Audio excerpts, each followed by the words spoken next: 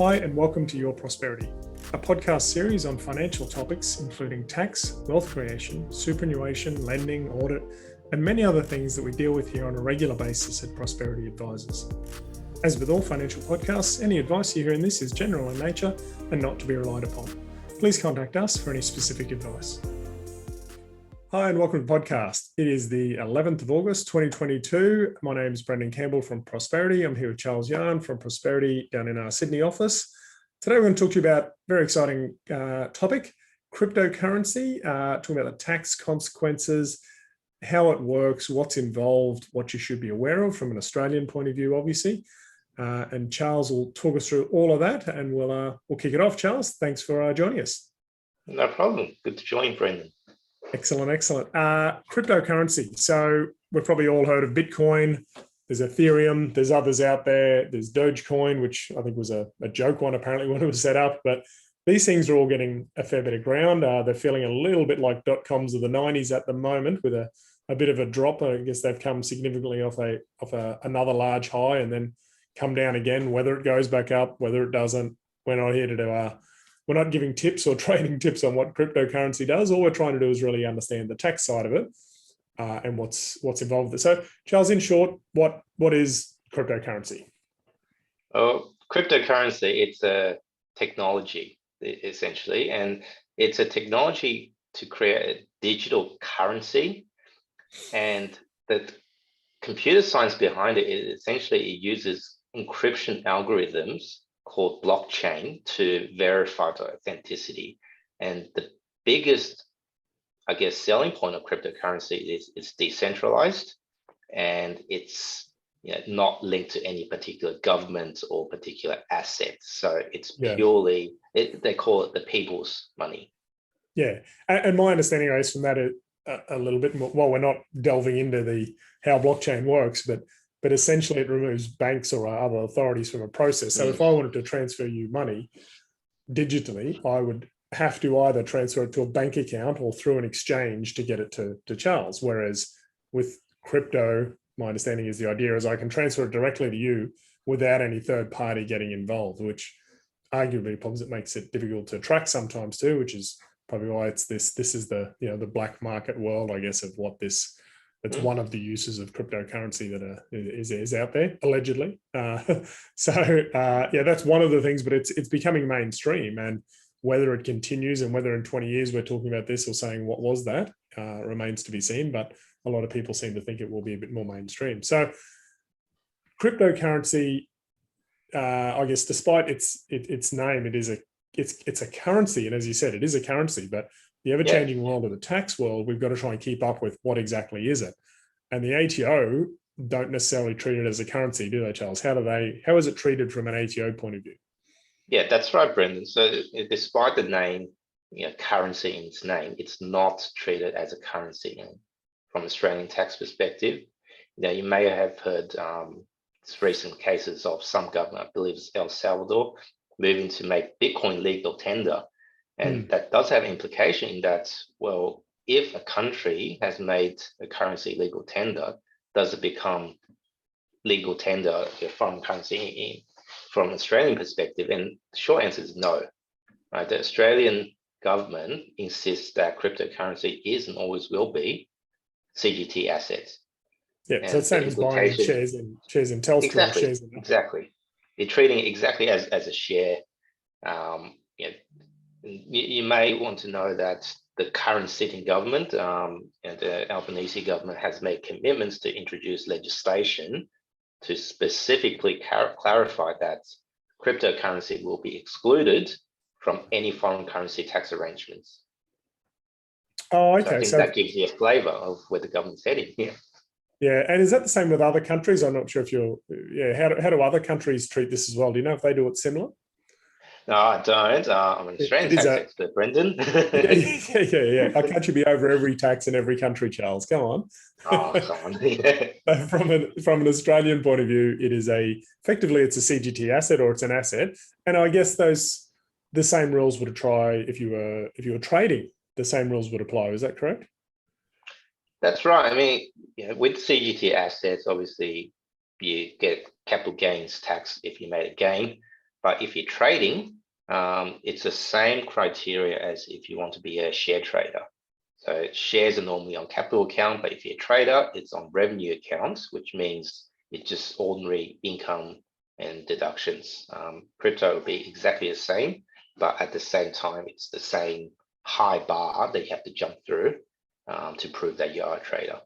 And I guess the difference between a trader and someone who holds a CGT asset, same with shares, that if you're buying Bitcoin and you hold it for 12 months and it makes a gain, you potentially get that CGT discount on it, which means you only pay tax on half of it if you're in, depending on the entity you're in, etc.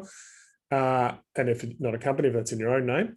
But also if it makes a loss, which might be more relevant for people at the moment, if you bought $1 million worth of Bitcoin and now it's worth 200,000 or whatever it's worth, if you've lost $800,000, well, that's a capital loss if it's held on CGT or on capital account that can only offset other future capital gains or other capital gains where in the same entities, the taxpayer. But if it's on trading account, if it's income, you don't get the CGT discount. But if it's a loss, it can reduce your other taxable income. So it's the age-old story that when it's a loss, people want to be traders, and when it's a gain, they want it to be CGT discount. So exactly. I think that's why this argument is so hot right now.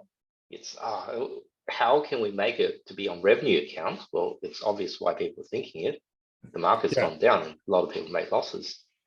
And it's a loss when you trigger it, when an event happens. Is that right? So it's not just a market valuation. You've bought it, it's dropped, therefore I've made a loss. There's a triggering event, isn't it?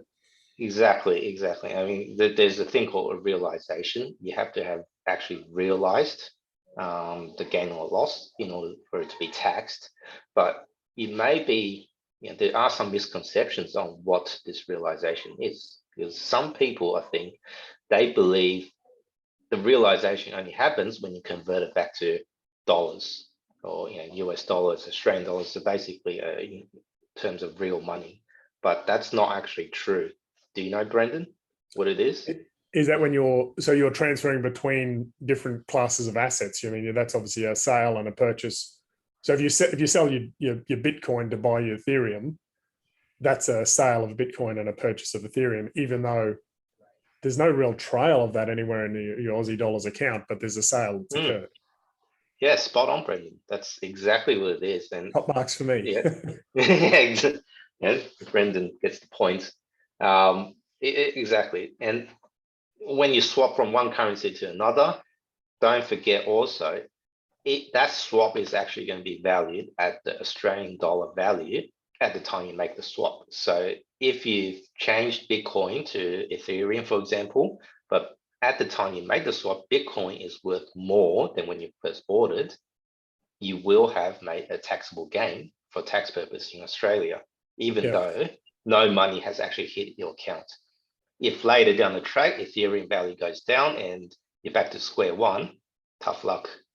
Yeah, okay. And that's either capital or trading, depending on whether you meet those and the trading criteria, which, as we've talked about, is sometimes quite strict, and that's a separate conversation. But yeah, okay. And the big thing I think with a lot of this is it's arguably the black market style currency. It's hard to trace. It's hard to know what you've got. Like I could have a flash drive here with $1 billion worth of Bitcoin. Obviously, I wouldn't be doing podcasts if I did. I'd be quite happy about that. But it's not, I guess, that initially it was very, very difficult to understand who had what, but it's a little bit more known now to the agencies. Is that right? Yes. So I think everyone has this thought originally that cryptocurrencies are meant to be anonymous. That was sort of the whole selling point. It is technically still anonymous. So that flash drive you have, Brendan, yes, tell me which drawer it is. I'll come visit. If you give that to someone else, there's no way the government would know about that. And the other person will simply take that flash drive, plug it in, download the currency, verify it, and they will have access to that currency. However, what people need to realize is, in the current day and age, most cryptocurrencies are traded through what's called coin exchanges. They're essentially platforms that acts like a trading and broker platform that people can buy and sell cryptocurrencies on. And that's the main method in which people buy cryptocurrency with real money and then sell cryptocurrency back to real money. And that's where you get your gain loss. You make your money essentially. The platform themselves are not anonymous, and that's the big point. Big point that so they report realize. that information to ATO, for example.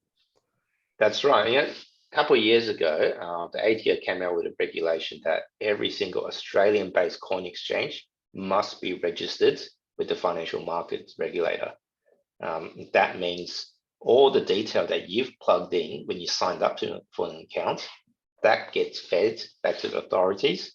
The ATO will pick that up. They'll data match it to your name. And if you made a lot of money, that's one key way they can pick up, whether you've likely or not made any money. So I guess it's a little bit like the average person will still be accountable and should have nothing to hide anyway, but would still be accountable. The ATO would still be able to track it. Similar to if you're a business and money hit your bank account, well, it's obviously traceable and it's trackable, as opposed to, I'm sure there's cashes that happen out there that if you're exchanging some sort of Bitcoin on another level, that, a fraudulent way of trying to do a dodgy transaction, well, that's probably just as not as traceable as cash would be, because any other cash isn't really a traceable thing either.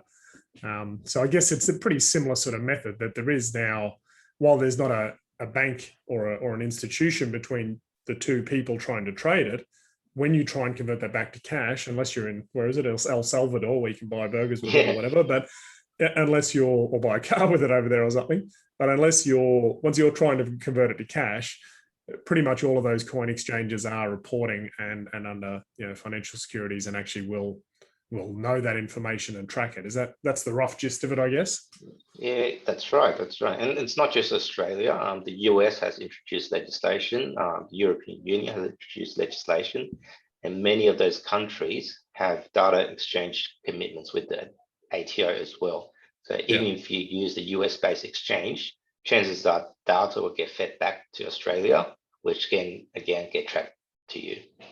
Yeah, okay. So that makes sense. So it is, and look, you should be doing the right thing anyway, but this is just a reminder that, hey, if you're thinking there's something to gain out of this, and look, I don't think most people, the common punters aren't involved in cryptocurrency anyway, but it seems to dominate the news a fair bit. But if you've had a transaction or you're curious about it, I guess there is still some transparency, I guess, when you have to go through a coin exchange to get the money back, and you do need to use money in some way. So unless these cryptos take off and are a currency that's traded in the future, more widespread. So not the guy buying pizzas with it, or there's places in the US that are accepting it, but it's probably less common in Australia. And whether it takes off or not, we shall see. But the tax office is starting to get their head around it a bit and starting to track it a bit.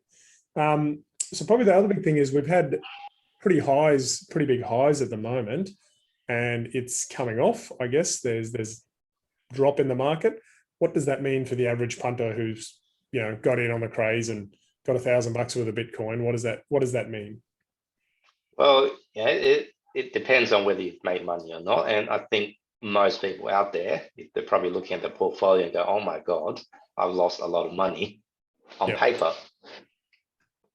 As soon as that's realized, you need to then start thinking about, well, what do you want to do with that loss? There's a lot of sort of articles out there at the moment saying that, hey, there is actually a possibility of trading this on revenue accounts, even if you're not a trader. That's a good headline, clickbait. But there is truth behind it, and the legal sort of link to that is the Maya Emporium case. And essentially what happened in the Maya Emporium case is they've proved that even though you weren't in business and the asset wasn't acquired for a business purpose, you could still claim a revenue deduction on losses incurred because you've entered into the transaction with a profit-making motive. So therefore, it is a commercial transaction. Therefore, it is on revenue accounts. For the average punter, I think that's again quite a high bar to achieve. Bit of a long Don't bow to forget draw that one. my emporium, $80 million. And if you honestly have $80 million of loss to consider, I think we should have a word. But for the average punter, if you lost $500, I'm not sure it applies. Or even if it's a few $1,000s, really, at the end of the day, or even $10,000 or $100,000, to be able to argue that the My Emporium case as on revenue account is probably a fair bow to draw, and probably involves a little bit more discussion to understand the basics and the intention when you entered into it. A lot of these things, I guess, it's intention and how you treated it. But if you've if you just bought this similar to you'd buy shares, then it's probably on capital account. I don't want to give people false hopes. Everyone reads and says, "Oh, I've got a $500 loss here in crypto. Can I claim that on revenue account?" It's fairly specific there, and you'd have to really prove a lot to be able to get that, which would not be the case if you were just buying it as a regular investment. Mm-hmm. Yeah, that's right. And I am writing an article on that actually, Brendan. And the point I want to reach out to everyone is, approach this commercially, because the ATO has so much material out there that cryptocurrency is not on trading accounts. Cryptocurrency is always on capital account unless you're a trader. If you go against the grain, you'll get audited. And how much time and effort do you think is worthwhile to get your deduction? And for your $500 deduction, I'm not sure the process of going through an audit is worthwhile. But even if definitely not for me. Even if it's a $500, or a $50,000 deduction, I guess being able to actually prove that it is on revenue account is still going to be a difficult thing to do. Exactly. As opposed to how much legal costs you need to incur to get your deduction, and if you get the if that's right. Yeah. No, appreciate it. Thank you, Charles. It's cryptocurrency. It's one of those things. I don't think it's going away. It's been around for a while. It seems to go up and down and up and down. Pretty volatile. Probably not your normal asset class that you're investing in. But if you're curious about it, or you've had some, or you've tuned into this podcast because you've made some losses, maybe reach out to yourself, Charles. That'd be a good start. Or read this article you're writing. That might be the go. So thanks everyone for joining us today, and thank you, Charles. Charles, if they want to get in contact with you, email address would be the best. How do they contact you? Yeah, so you can contact me by email, cyuan, it's C for Charles, YUAN @prosperity.com.au. I'm ready to take all your queries about cryptocurrency, except for the part about blockchain. That's out of my realm of expertise. And probably not predictions on whether it's going to go up or down. We'll leave that to other people to guess on those. So thanks everyone for joining us. Charles' details will be in the notes section. Jump on there, have a look. I'm Brendan Campbell, bcampbell @prosperity.com.au. For more information about either of us, or to jump on the website at prosperity.com.au. Like the podcast, share it, make some comments. Love to hear from you. And if you want to go back and listen to any others, there's a few out there. So thanks for joining us, and thanks, Charles. Great, thanks. Thanks for joining us for today's podcast. Hopefully you liked it, and if so, please give us a few stars, like and share. And if you'd like to follow the series, please subscribe and pass any information on to your friends as well if you think they might like it. For more information about who we are, head to prosperity.com.au and follow the links.